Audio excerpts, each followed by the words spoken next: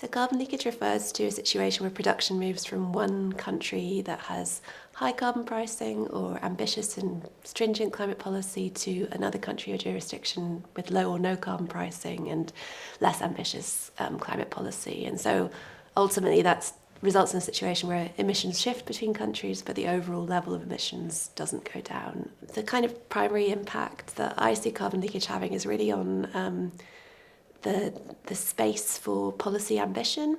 If you take sectors like steel, cement, chemicals, what we're talking about are intensely traded commodities. Their producers face harsh price competition internationally, and that has tended to mean that policymakers have been reluctant to impose stringent climate policy for fear of risking the competitiveness of their domestic sectors and for fear of carbon leakage. So effectively that space to act.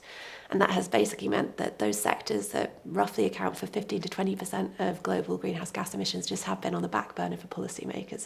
There's a couple of ways in which the kind of existing approaches to carbon leakage mitigation could be more supportive of developing countries. This is an international problem, so how can we work together on some of the policy designs for these types of measures? And that comes down to kind of development cooperation and finance, and really targeted support to say, actually, we're going to help, the aluminium sector in this country to be able to actually be competitive in this context where exporting more carbon intensive aluminium is no longer going to be as feasible.